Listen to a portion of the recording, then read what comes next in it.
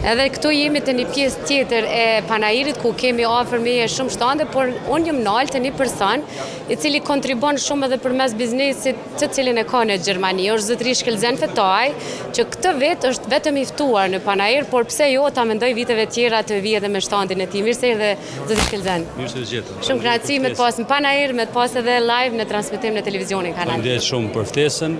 Është kënaqësi, falenderoj të gjithë organizatorët, sidomos Arbenin për ftesën. Unë mendoj që është ide e qellume, mendoj që duhet edhe mu rrit pak më shumë, po si fillim mendoj që është ide shumë e mirë, njohim njerëz edhe i prezantojmë bizneset tona. Mendoj që ide e mirë. Zoti Fetaj, ju më thatë para se të fillonim intervistën që i keni disa biznese në Gjermani, por keni kontribuar edhe në biznese në Kosovë. A mund ta njohim dhe një prej tyre? Po, në Gjermani kryesisht në infrastrukturën rrugore, edhe ndërtimet në alta, apo kryesisht në infrastrukturën rrugore. Këtu në Kosovë jemi në proces një hapjen e një fabrike të prodhimit të kockave, krejt gjanave tjera shkabohet prej betoni, po edhe në gastronomi jemi që disa vite, kështu që po mundohem edhe në disa mënyra me hap vende pune, me ndihmu sa të mundem vendin tonë.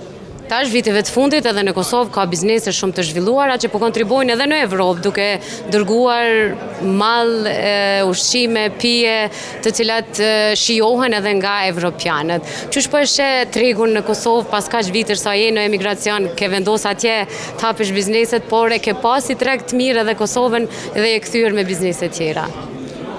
Unë mendoj se fatmirësisht Kosova ka shumë mundësi edhe tatimet janë shumë të mira, mendoj si diasporë vërtet ja vlen me ardhmë me investu në Kosovë, sigurisht si ka hapësirë prap mu rregullu pak më mirë çdo gjë, prej birokracive komunale deri te qeveritare, po unë mendoj që ka hapësirë edhe mundet njëri me depërtu edhe në Kosovë shumë mirë.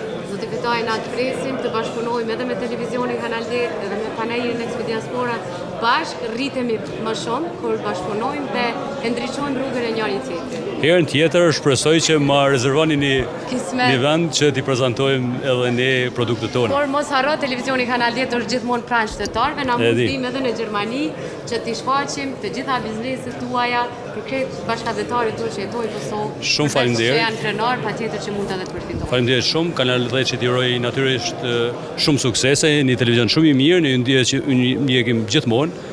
Edhe staf i mrekullueshëm, mendoj që nga gazetarët më të mirë që i ka Kosova, shumë suksese e çdo të mirë. Faleminderit shumë. Ishte shumë kënaqësi me të intervistuar. Suksese edhe në bizneset tuaj. Mos e shkput linjën prej meje vetëm edhe pak